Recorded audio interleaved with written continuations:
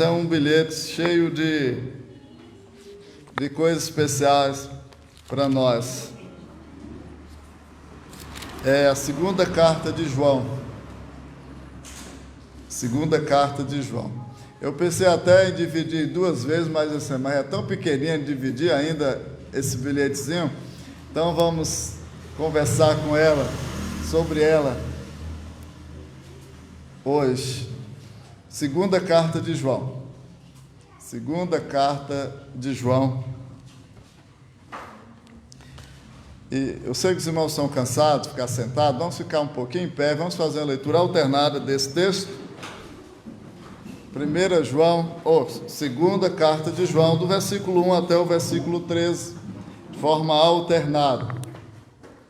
Segunda carta de João, leamos de forma alternada. O presbítero, a senhora eleita e aos seus filhos, a quem eu amo na verdade, e não somente eu, mas também todos os que conhecem a verdade. Por causa da verdade que permanece em nós e conosco estará para sempre. A graça e misericórdia e paz da parte de Deus Pai e de Jesus Cristo, o Filho de Deus, o Filho do Pai, serão conosco em verdade e amor. Fiquei sobre modo alegre em ter encontrado entre os teus filhos os que amam na verdade, de acordo com o mandamento que recebemos da parte do Pai. E agora, Senhora, peço-te, não como se escrevesse mandamento novo, senão o que tivemos desde o princípio, que nos amemos uns aos outros. E o amor é este, que andemos segundo os seus mandamentos. Este mandamento, como ouviste desde o princípio, é que andeis nesse amor. Porque muitos enganadores têm saído pelo mundo fora, os quais não confessam Jesus Cristo vindo em carne. Assim é o enganador e o anticristo.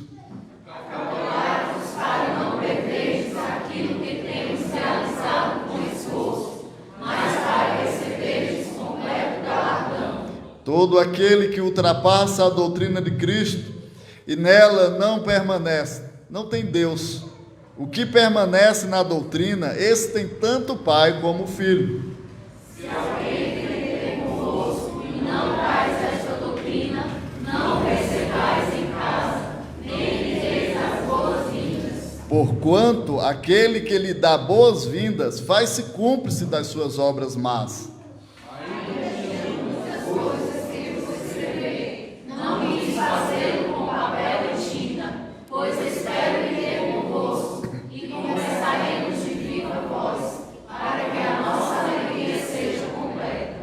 Os filhos da tua irmã eleita te saúdam.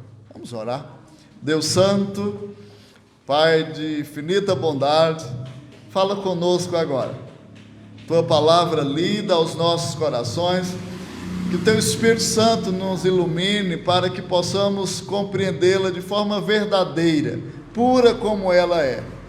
Não nos permita, Senhor, corrompê-la com as nossas ideias, mas que ela seja soberana sobre nossas vidas nesta noite. Em nome de Jesus. Amém. Os irmãos podem sentar-se.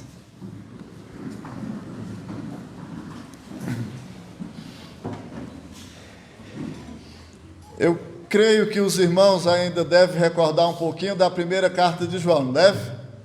Quando nós falamos dos desafios que algumas igrejas da região da Ásia estavam enfrentando, com alguns movimentos novos que estavam surgindo.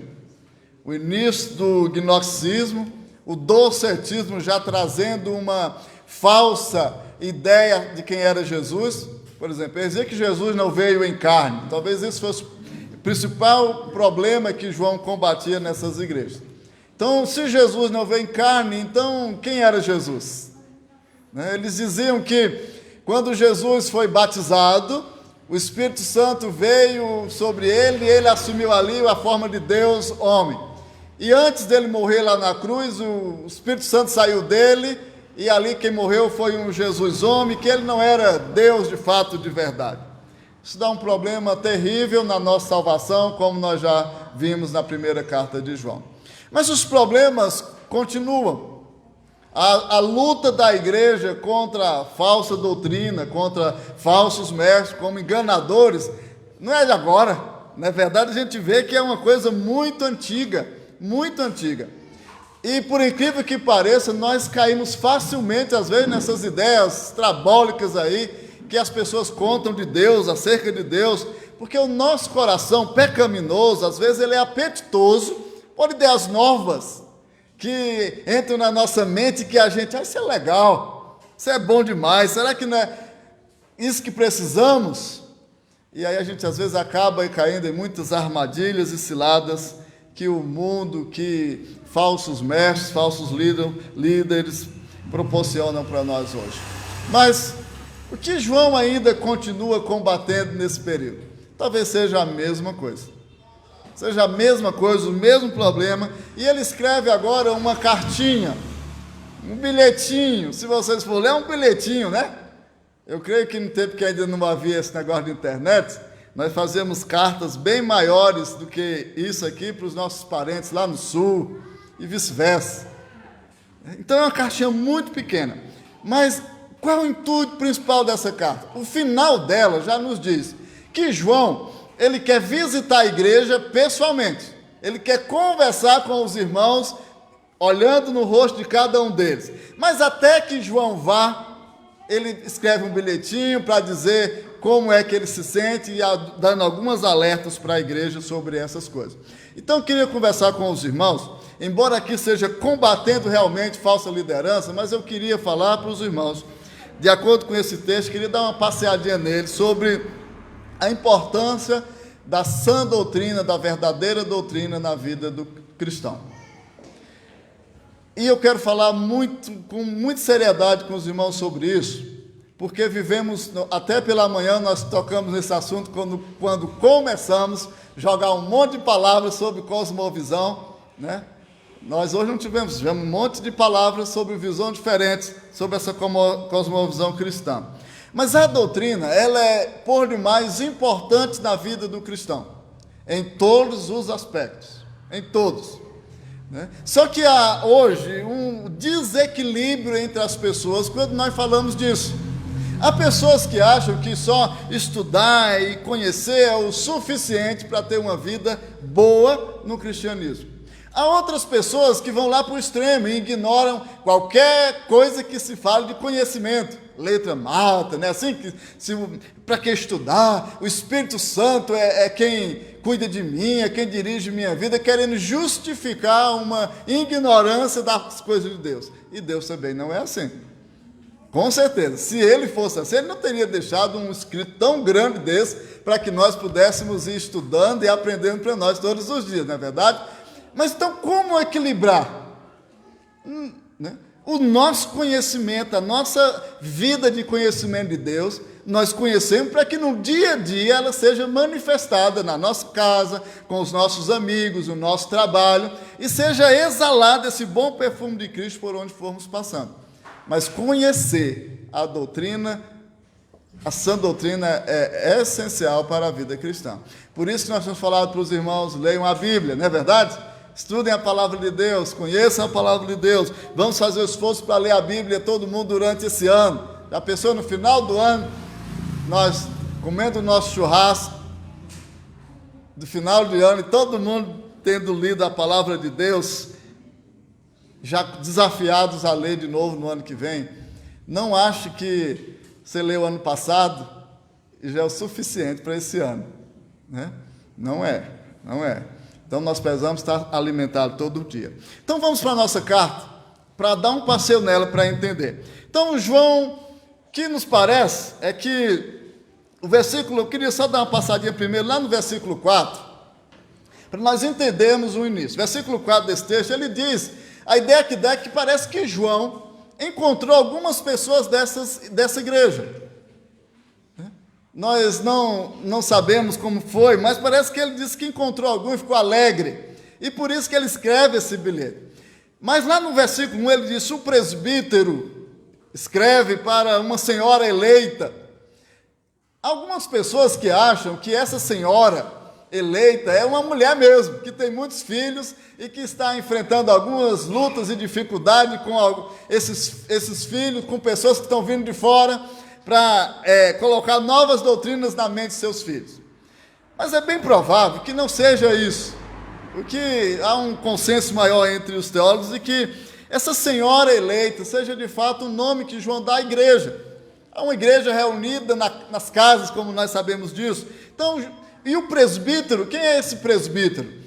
Não há muita discussão sobre de que se trata de João, porque no período em que foi escrito, havia até muitos presbíteros, a igreja era dirigida por presbíteros, mas o presbítero, todo mundo já saberia que era alguém especial, não era só um presbítero de uma igreja. E naquele período aqui, o único apóstolo vivo seria ainda o João, o apóstolo João, como nós já vimos isso.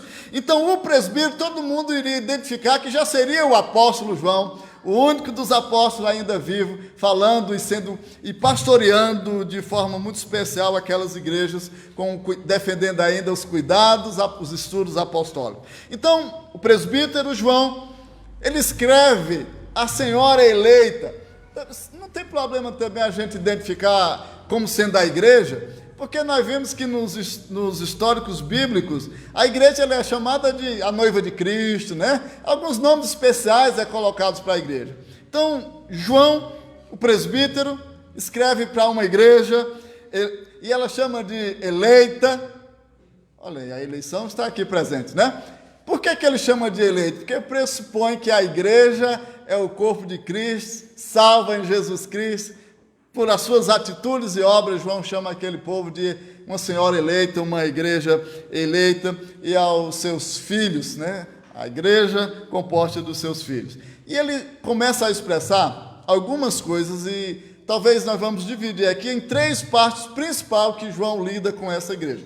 Primeiro ele vai falar um pouco do que é verdade, depois ele vai falar de amor, e do versículo 7 até o versículo 11 está o principal da carta, que é o foco no assunto doutrinário, foco na doutrina, foco naquilo que ele quer realmente da igreja, o que ele quer passar para a igreja. Mas antes dele focar na doutrina, ele diz o seguinte, né? Ele diz: vocês, igreja amada, filhos, a quem eu amo na verdade. E ele vai falar aqui nesses 2 versículos, repetindo a palavra verdade umas 3 vezes. Que eu amo na verdade, né? E não somente eu, mas também todos os que conhecem a verdade. João vai falando que é necessário para que essa doutrina, que essa igreja creia verdadeiramente na verdade. Essa palavra verdade é uma palavra muito comum nos escritos de João, vocês já perceberam? O que é que João diz, o que é que o mesmo João aqui diz lá no seu evangelho, no capítulo 14, versículo 6?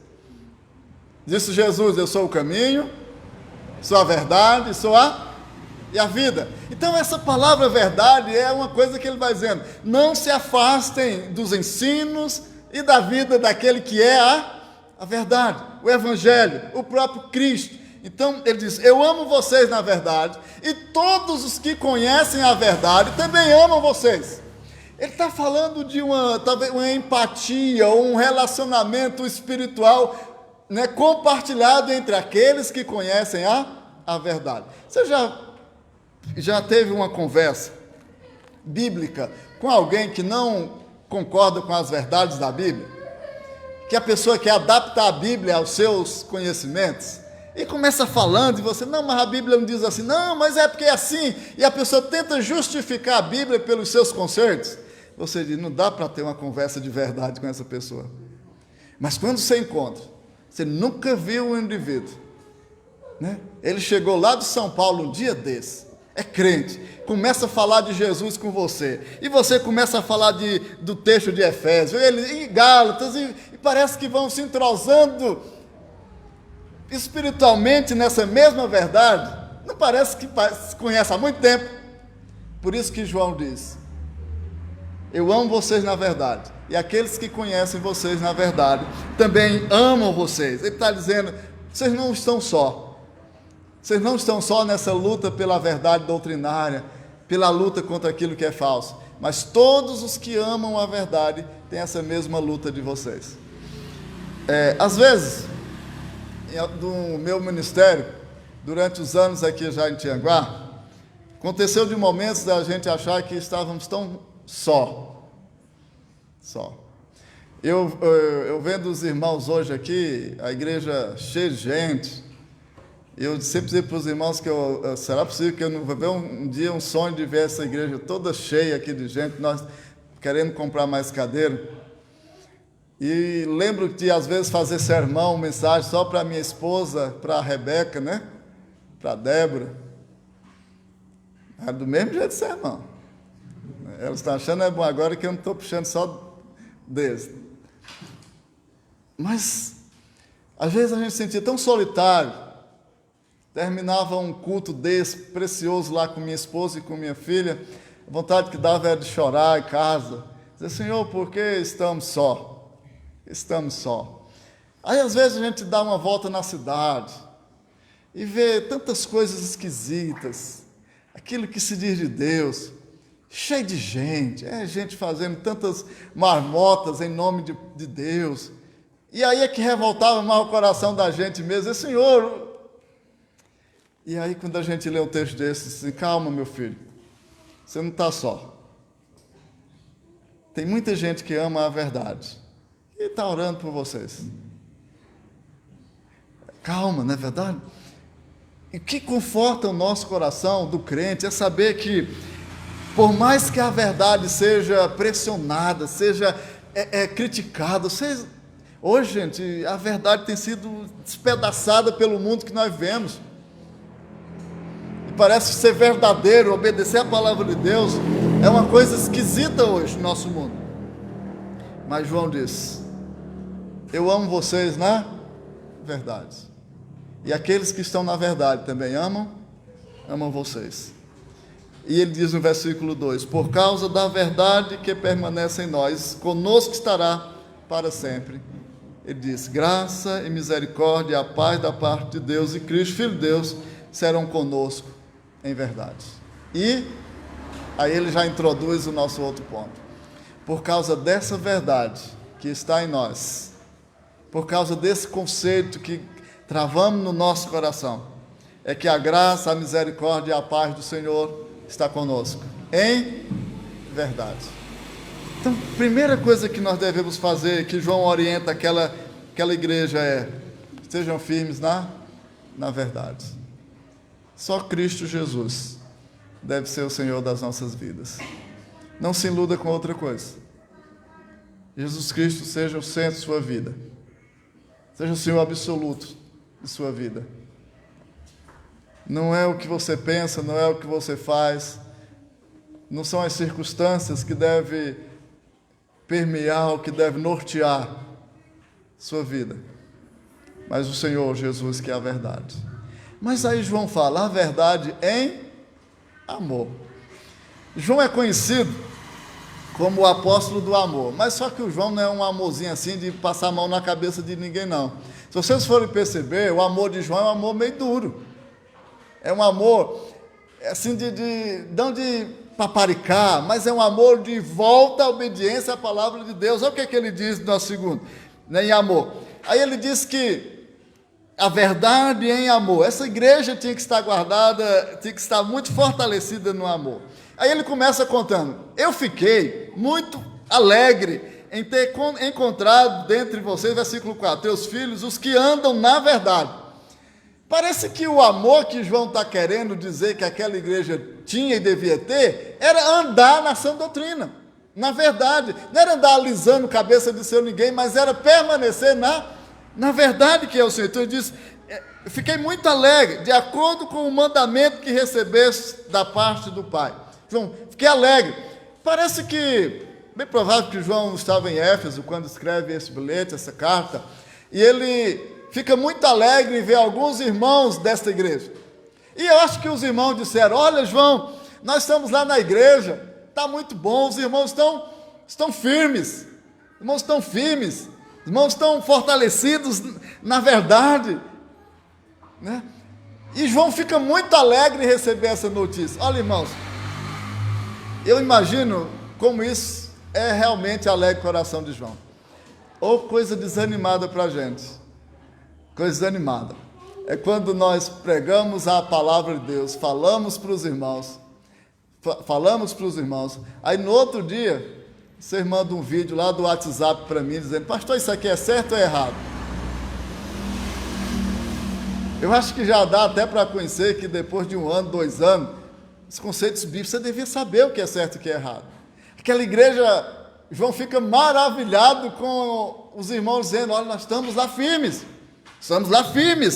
fortalecidos na verdade. Só que havia uns problemazinhos de alguém vindo de fora, e eles relatam isso. Mas ame o Senhor. Amar o Senhor é guardar os seus mandamentos. Não existe amar o Senhor melancolicamente. Eu amo o Senhor, aí canta lá um louvor, eu te amo, Senhor. Quando termina o louvor, você faz tudo que o Senhor não quer. Não é amor, isso não é amor. Se você fizer isso com sua esposa, com seu filho, com seu marido, será que ele vai achar que você ama ele? Tão fragilmente assim? Então, como é que nós achamos que podemos enganar o Senhor tão facilmente, dizendo que amamos, sem amá-lo de fato e de verdade? Então, o amor ao Senhor, ele é quando nós temos plena consciência que devemos guardar os seus mandamentos. Está associado a amar, é andar na verdade.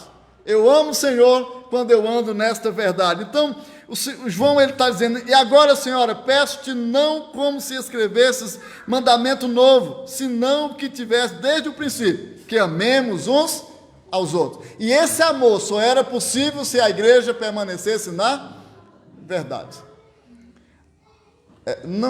Tem gente que acha que é fácil ser crente hoje no Brasil, eu não acho que seja tão fácil. Essa tão grande facilidade nos leva a ser crente do nosso jeito. Eu vou criar a minha própria forma de ser crente. Não é assim que a gente pensa? Eu posso ir na igreja de 15 em 15 dias, eu posso ir na igreja a hora que eu quiser, eu posso levar a Bíblia, eu não posso levar a Bíblia. Agora aqui não vão querer mais trazer a Bíblia, que o negócio agora é colocado aqui, né? Aí quando a gente mandar vocês abrir a Bíblia, você não sabe mais nem onde é que fica o Salmo, aí é um problema sério. Essas facilidades que a gente tem tão grande, às vezes nos leva até mas é tão fácil que eu não quero essa fácil. Eu não quero essa facilidade. Será que se nós estivéssemos ameaçados hoje, quem for para o culto hoje é capaz de ser preso, vocês estariam aqui? Vocês conseguiriam ser crente lá no Afeganistão hoje? Na China? Será que nós conseguiríamos? Será que nós conseguiríamos? Tem irmão aí que acha que não precisa mais nem ir para a igreja. Pastor, eu não vou mais para a igreja não. Minha vida agora é mandar mensagem por WhatsApp para todo mundo. Meu Deus, se for proibido o WhatsApp no Brasil, acabou esse irmão. Se for cancelado. Então tem coisas que nós temos que... O que é amor? O que é amar o reino de Deus? É guardar os mandamentos. Por isso, ame o Senhor de verdade. Estude sua palavra. Ame a Bíblia. Ame orar. Ame estar com os irmãos. Eu sei que não é muito confortável, a gente fica... Mas ame o irmão. Ame estar aqui com um monte de pecadores servindo ao Senhor. Ele repete. E agora, Senhora, eu peço essas coisas. E agora, ó igreja, ame uns aos outros. Parece que João está querendo dizer, se vocês não estiverem amando uns aos outros na verdade, vocês não vão estar suficientemente capazes, preparados para enfrentar, aí sim, o que vem em 7:11. Vamos para eles? Por que a igreja deveria estar firmada na verdade? Por que a igreja deveria estar amando uns aos outros nessa verdade? Aí João diz, por que, irmãos? Muitos enganadores, versículo 7, têm saído mundo afora. Aí João está dizendo, vocês têm que permanecer firmes na verdade, porque muitos enganadores, bem provável que João esteja falando de quem? Daqueles missionários itinerantes, irmãos que talvez tenham sido até doutrinados pelos apóstolos, pelo próprio João, tinham frequentado as igrejas, estavam lá nas igrejas, mas que de repente começaram a pensar de forma diferente sobre Cristo. O João destaca aqui que o pensamento diferente era sobre Cristo. principalmente da humanidade de Cristo, se Cristo era realmente um homem. Ah, pastor, mas eu tenho dúvida disso também. Se Cristo não foi homem, como é que ele pode me substituir naquela cruz? Hein, Josué? Não tem como. Só um homem substitui outro homem. Então é essencial a nossa compreensão da humanidade de Cristo. Ele é homem, por isso que ele substituiu a minha vida. Mas começou a surgir falsos mestres, falsos ensinadores, que tinham aparências de ser falsos cristos, ou anticristos. Não sei se João estava apontando, dizendo assim, aqui é um anticristo. Essa história do anticristo é muito confusa hoje para muita gente, e talvez biblicamente nem seja tão confuso, porque anticristo é tudo aquilo que contraria aquilo que é de Cristo, aquilo que é a verdade de Cristo. Se você contraria aquilo que é de Cristo, é um anticristo. Agora parece que esse termo anticristo existiu lá no passado, nós podemos visualizar anticristos agora, que parece que sempre vai nos apontar para um anticristo lá na frente, não é verdade? Mas a verdade é que muitas pessoas têm surgido, mundo afora ainda hoje, deturpando a imagem de Cristo. E nós devemos estar preparados. Por isso João disse, porque muitos têm saído pelo mundo afora. E os cabas são corajosos. Os cabas são corajosos. Não mede esforço para enganar as pessoas. Temos grupos bem presentes no nosso meio que a gente sabe faz isso, faça sol ou faça chuva. Bate na sua casa dizendo, Jesus não é Deus, Jesus é só uma coisinha menor. E vai deturpando a imagem de crente. E não tem preguiça de coisa nenhuma. Pessoas para fazer aquilo que é errado, bater na sua porta e dizer, olha, a Bíblia não é verdade. Olha, não tem preguiça. Tem preguiça. E a vez nós conhecemos o verdadeiro evangelho, cruzamos o braço e dizemos, eu sou presbiteriano, eleito antes da fundação do mundo. Vou morar no céu. Mas antes de morar no céu, meu irmão, vai para o meio da rua, falar de Jesus para alguém, falar dessa graça que você tem para outras pessoas, não é verdade? Em amor, em verdade, compartilhe isso com outras pessoas, porque falsos mestres estão saindo aí mundo afora. Se você fizer um perfil hoje das igrejas evangélicas no Brasil, você vai se assombrar. Assombrar com o perfil doutrinário das igrejas. Parece que a maioria estão preocupada em alimentar o ego dos ouvintes, das pessoas. Ninguém quer ferir o coração de ninguém. Ninguém quer ferir. Eu fico vendo quando o João fez aquele discurso lá na beira do rio, raça de víboras. Ninguém vê ninguém indo embora. Parece que as pessoas eram confrontadas com seus pecados e muitos voltavam para Deus, não é verdade? Então é preciso que nós tenhamos a sã doutrina no nosso coração, porque muita gente afora aí tem pregado falso evangelho. Se chegar alguém na sua casa pregando o que é falso, você sabe identificar? Você sabe? Será? Se chegar alguém amanhã, segunda-feira, depois nós vimos 2 João, lá na sua casa dizendo doutrinas falsas, você vai saber identificar? Você só vai saber identificar se a sã doutrina estiver no seu coração. Mas se tiver alguma coisa errada, que esse erro combinar com o erro que a outra pessoa vai dizer, você vai dar glória a Deus e aleluia. Ah, pastor, mas eu conheço muita gente sincera, que serve a Deus nesses lugares. Ai, mano, diz que gente sincera, até o inferno está cheio. Mas sinceridade não salva ninguém. Salva as pessoas, é a verdade em Jesus. Só Jesus Cristo pode salvar-nos. Você pode servir a Deus sincero, mas se sua doutrina for errada, é bem capaz de você não estar certo. É bem capaz de você estar tateando numa vida religiosa, se a sua doutrina não conseguir apaziguar seu coração em Cristo, que é a verdade e amor. Então, irmãos, vamos sossegar e vamos ter percepção disso, porque muitos têm surgido, os quais, qual era o principal? Eles não confessam Jesus Cristo vindo em carne. Aqui era a principal doutrina do docetismo. Eles não confessavam, talvez esse era o problema. Eles não confessam que Jesus veio em carne. Os irmãos percebam aqui, eu acho é interessante que João não diz que eles estavam pregando, arrazoando sobre Jesus. Mas parece que a função desses homens, desses missionários itinerantes, era ocultar da igreja aquilo que Jesus era. Aquilo que Jesus é verdadeiramente. Jesus, ele não dizia, olha, falava talvez outros assuntos bonitinhos. Por que eu estou falando isso para os irmãos? Porque às vezes a gente encontra falsos mestres que vão falar um monte de verdades bem bonitinhas para você. Bem bonitinha. Só que tem vários assuntos que eles nunca falam para você. Não sei se vocês já perceberam isso. Nunca conversa. Vocês têm ouvido muitas palestras hoje sobre o inferno? Seja sincero. Nós temos ouvido muita coisa hoje sobre o inferno. Por que as igrejas hoje não falam mais sobre o inferno? Ah, pastor, é porque é um assunto tão feio. Mas é mesmo, irmão. Mas é mesmo. E será que nós não precisamos saber dessa feiura para não querer ir para lá? Não é verdade? Porque muitos líderes não têm um conceito bíblico sobre o que é inferno. Eles não falam. Eles não falam.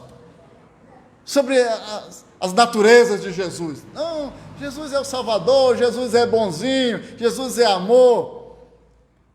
Mas quem aqui escuta muito de alguém falando sobre a justiça de Deus? Porque muitos líderes não falam sobre essas coisas.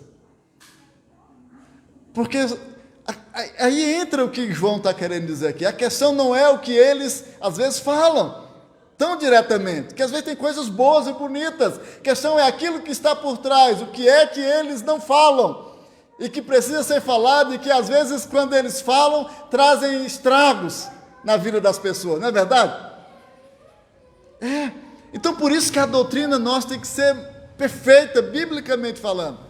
Nós devemos ter que tomar cuidado. Então, aqueles falsos líderes eram capazes de estar chegando na casa das pessoas, falando um monte de coisa bonita, só que quando chegavam nesse assunto de Cristo, aí era que estava o problema.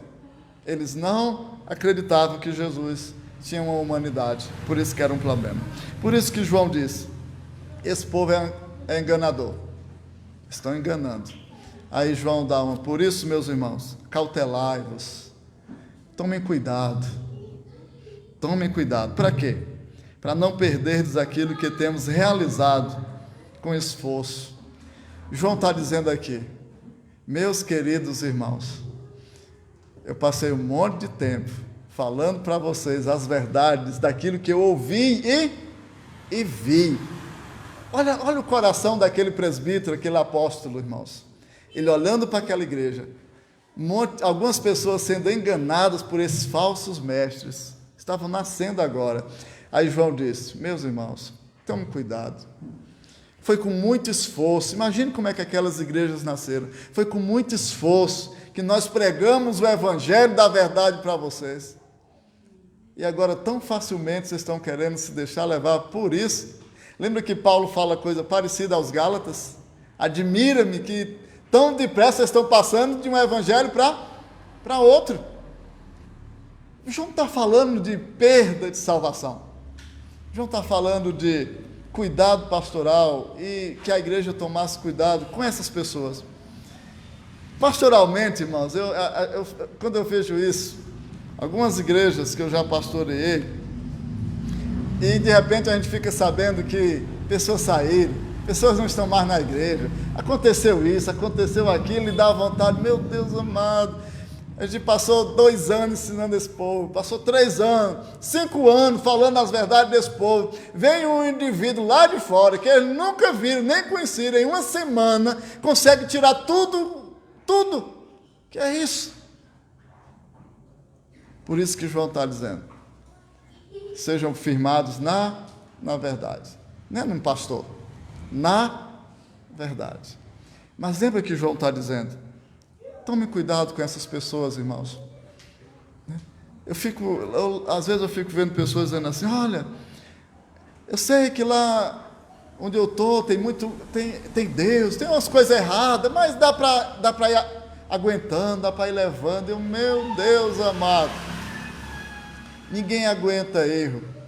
todos os pecados têm que ser confessados no sangue lavados no sangue de Jesus, todo tempo. Porque a sã doutrina tem que estar em nós para que nós possamos lutar contra toda espécie de erro. Cada um de vocês sejam assim. Cada um de nós. Prepare, firme-se nessa verdade. Tome cuidado para que, mas para receber esse completo galardão. Esse galardão aqui tem irmãos que vai falar de que tome cuidado para que vocês não possam perder, não possam deixar de participar daquele que tem sido preparado para nós antes da fundação do mundo. Mas algumas pessoas já dizem também que esse galardão são bênçãos diárias que a gente deixa de ter, porque não está firme na sã doutrina e vai cedendo a falsos mestres, falsos ensinamentos. Então você deixa de se regozijando diariamente na graça do Senhor e Salvador Jesus Cristo e ser galardoado pelo seu imenso amor. Por isso, irmãos, ele diz: todo aquele que ultrapassa a doutrina de Cristo e nela não permanece, esse não tem Deus. Aí João já vai mais sério, vocês percebem aqui? Ele vai engrossando o caldo, ele vai fazendo separação realmente agora. Por isso, irmãos, se alguém chegar para perto de vocês e dizer alguma coisa errada de Cristo, que não está na Bíblia, essa pessoa não tem Deus. Tome cuidado com ele. Tome cuidado, porque nós estamos firmados na verdade e no amor do Senhor. Então ele vai dizendo: todo aquele que ultrapassa, que não guarda a doutrina de Cristo e nela não permanece, não tem Deus. O que permanece na doutrina, esse tem tanto o Pai como o Filho. João usa aqui, até de forma muito inédita, a expressão pai e filho, muito perto. Então João está dizendo: aquele que guarda tem o Pai e tem o Filho. Aquele que não permanece não tem o Pai e não tem o Filho. João simplifica também o seu evangelho, não é verdade? Não é muito difícil, gente. Não é muito difícil. Observe como está sua doutrina, sua percepção de Cristo agora. Como está a sua crença acerca das coisas de Deus? O que os irmãos estão acreditando? Que tem dirigido sua vida nesses dias? Cristo. Sei que meio mundo de gente aí ficou alvoroçado com esse negócio de gasolina, aumenta a gasolina, vai aumentar tudo. Vai, irmãos. Quantas vezes na história já aconteceu isso? Não é verdade? Quantas vezes na história? Daqui a uns dias nós estamos dizendo: oh, saudade de quando a gasolina era R$8. Não, pastor, você não vê. Diga, não é profecia não. Não é profecia não. É só uma palavra que tomara que não aconteça, né? Mas é. Às vezes as coisas são assim. E se nós vamos ficar desesperados. A nossa vida não é medida por essas coisas, irmãos, nem por circunstâncias. Nos afetam? Sim, nós somos afetados constantemente com essas coisas, porque nós vivemos no mundo, não somos extraterrestres. As coisas sobem, nós temos que comprar mais caro, não tem ninguém que vende mais barato para nós. Nós sofremos o mesmo desequilíbrio disso. A diferença em nós é que nós amamos a verdade. E nós não nos desesperamos nessas coisas. Eu digo para os irmãos, os irmãos já sabem aqui, o que pior pode acontecer com a gente? Que é a coisa pior que pode acontecer com vocês aqui? Morrer. Não é verdade? E se morrermos, estaremos com quem? Com Cristo. O que de pior pode acontecer conosco é a melhor coisa que pode acontecer conosco. Então nós não precisamos esperar. Cautelai-vos dos falsos mestres, cautelai-vos das falsas doutrinas.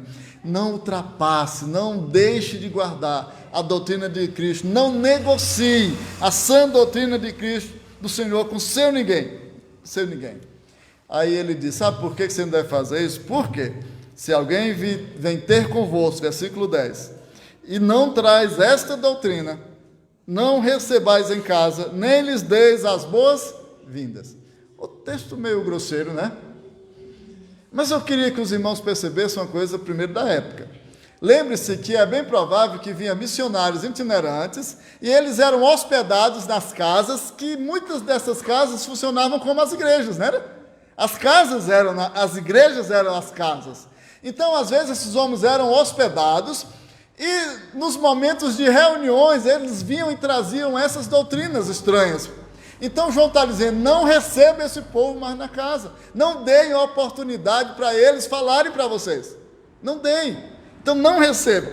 Não está dizendo aqui, irmãos, que se amanhã bater alguém que não é crente na casa de vocês, você é crente? Ou não? Não entre. Não é isso que o texto está dizendo aqui, não.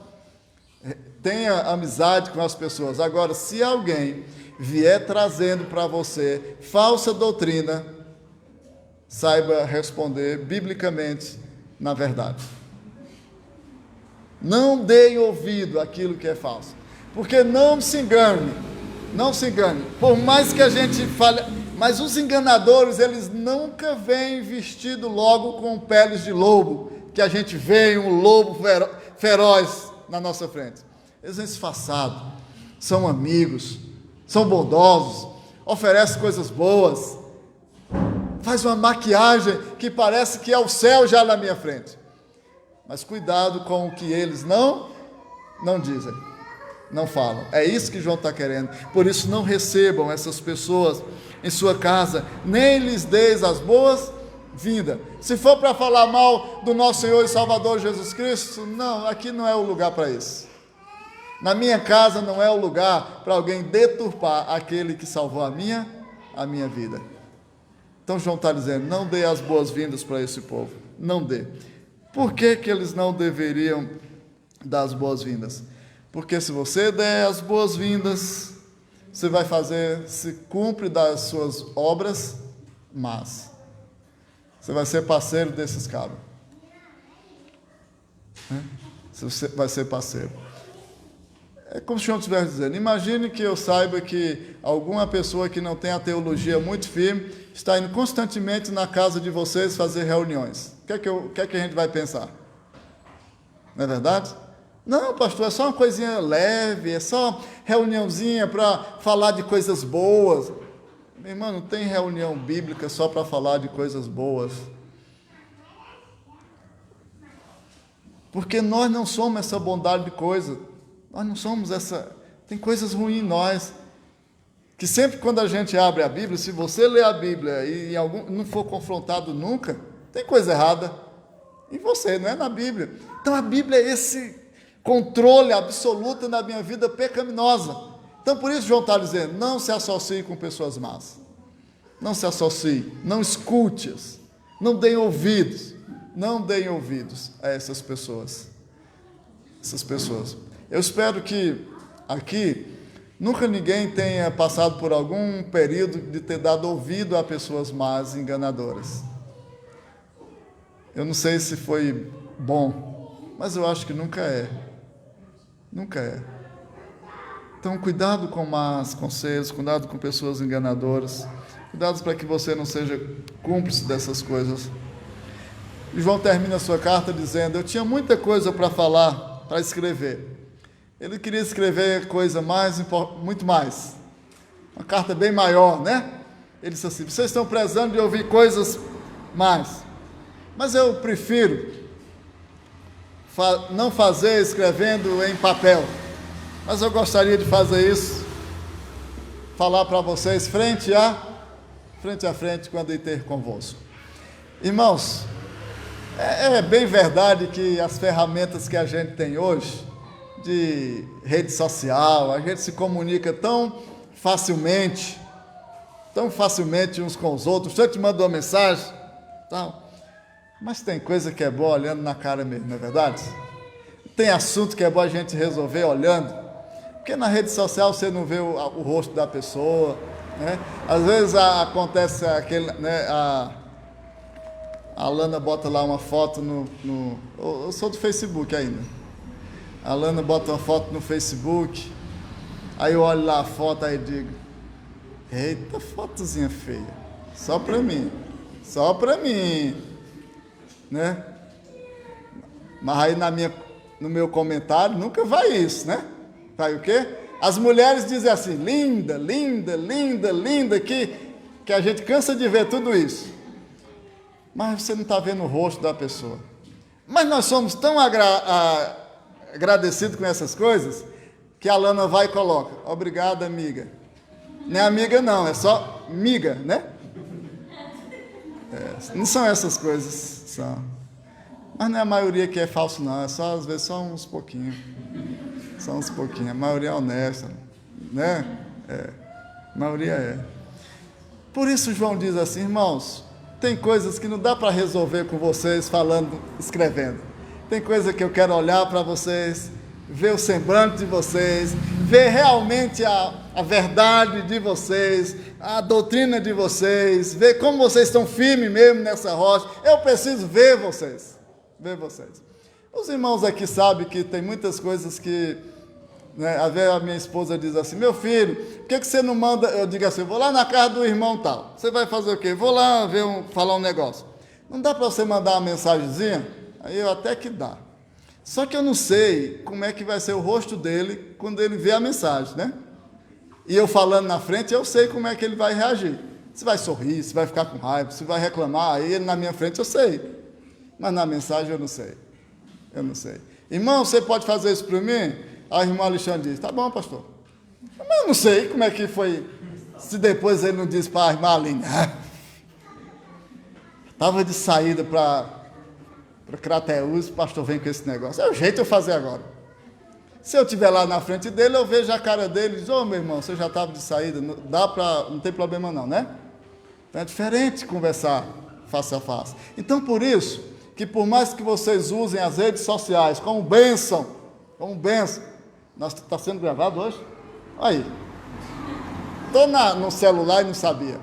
Né? Então, por mais que os irmãos usem as mídias como bênção, como coisa preciosa, não deixe de ir na casa do seu João tomar um cafezinho, conversar com ele e perguntar se ele está bem.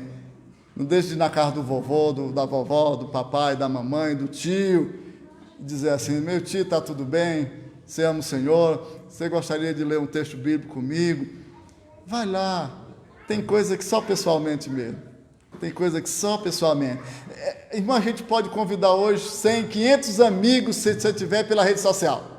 E você dizer assim, olha, eu convidei 500 pessoas. Mas tira um tempinho para ir, escolhe uma desses 500 por semana e vai lá na casa dele. Pergunta se está tudo bem. Pergunta se você pode fazer alguma coisa por ele. Seja amigo. Olhe o semblante. Aperte a mão. Se a pessoa não apertar a mão ainda, faz assim mesmo, não tem problema, ou de longe, mas João está dizendo, tem coisas só pessoalmente. Só pessoalmente. Mas sejam firmes na sã doutrina, em amor, porque é ela que vai nos fazer lutar contra os falsos mestres, contra aquilo que é falso. Eu queria encerrar chamando a atenção, talvez, para nossas vidas.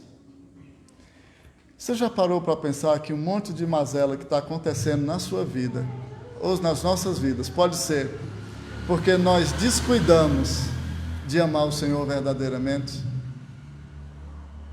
Talvez você esteja olhando só para os seus problemas, para as suas lutas, para as suas enfermidades, para as suas angústias, para os seus problemas familiares. As coisas se agigantam cada vez mais. Em vez de você se achegar fielmente à sã doutrina, você se deixa levar por esse monte de coisas que envolve sua vida diariamente. É bem possível que essas lutas não passem de um dia para o outro. Mas comece hoje a ter uma vida mais perto desse Senhor. Melhore um pouquinho sua vida de oração. Se você não tem orado nada por dia, comece a orar uns 5 minutinhos. Quebrando seu coração. Se você não tem ainda lido a Bíblia, leia, meus irmãos. Olha, louve o Senhor, porque hoje você lê o livro da Bíblia todinho. Todinho. Já dá para os irmãos da igreja mandar a leitura para mim. Pastor, 2 João. Você já leu todinho um livro hoje. Todo mundo leu pelo menos esse livro. Já dá para mandar. O Rodrigo já está na lista dele. Está mandando só um livro pequenininho. Então, eu disse assim, quando ele chegar no Isaías, no Salmo, ele vai engasgar aí, menino. Quem está mandando para mim a leitura é Filemon, essa coisa, bem pequeno, né, Rodrigo? Já se viu como leitura? Mas relê de novo, pelo menos, em casa, todo mundo, né? Irmãos, sejam firmes na doutrina, Seja firmes na doutrina.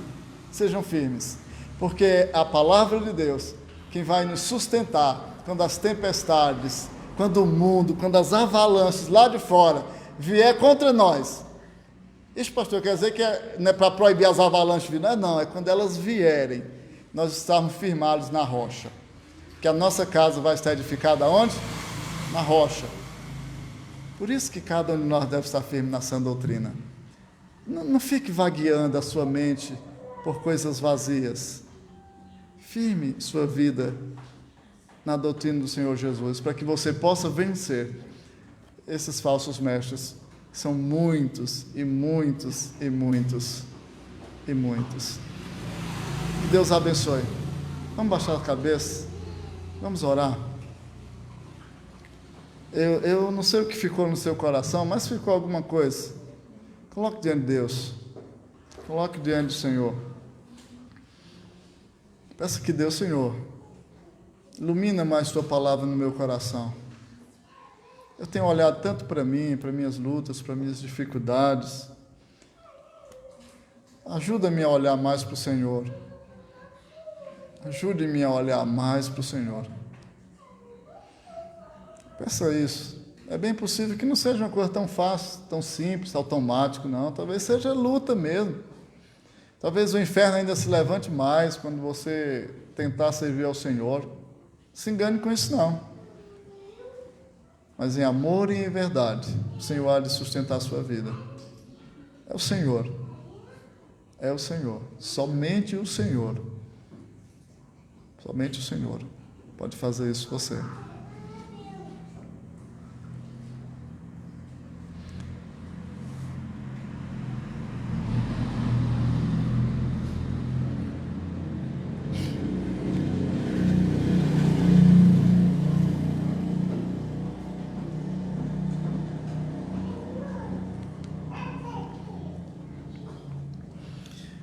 Meu Senhor e amado Pai,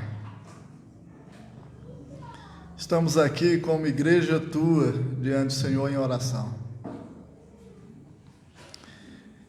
Nós estamos falando para Ti uma coisa que o Senhor já sabe, já falou para nós, de que não seria fácil a caminhada aqui neste mundo. Nós sabemos disso, Senhor. E nós não estamos Te pedindo para facilitar para nós. Não é isso que Te pedimos nesse momento. Mas o que nós Te pedimos, que o Senhor nos dê forças, é que o Senhor coloque Tua palavra no nosso coração, verdadeiramente, para que as lutas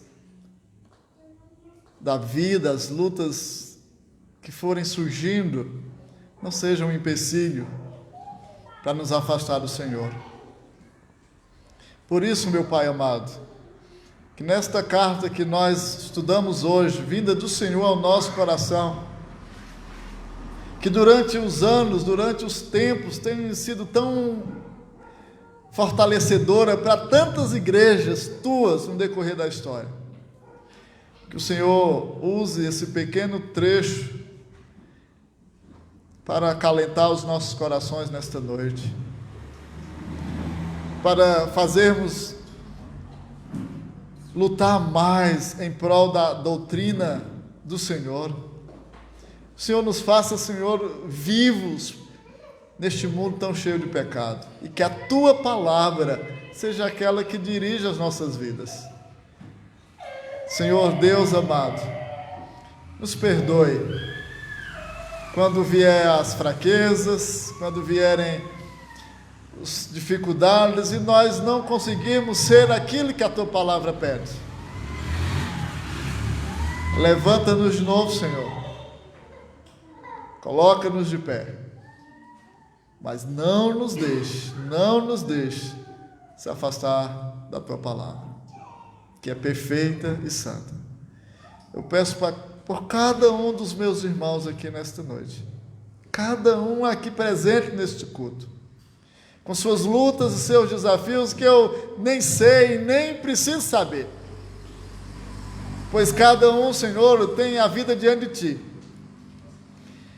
Senhor, faz com que cada um aqui tenha um apego maior à Tua palavra, Tua doutrina, para que os falsos mestres lá fora não nos engane, não os engane, não os desvie, e eles possam perder os seus galardões enquanto caminham com o Senhor nessa vida. Dirige-nos. Em nome de Jesus, escuta a oração de cada um. Amém. Amém. Deus seja gracioso, meus irmãos, com todos. O dirigente hoje está muito bonito. Eu vi. Ele disse que era para ter cortado antes de eu elogiá-lo.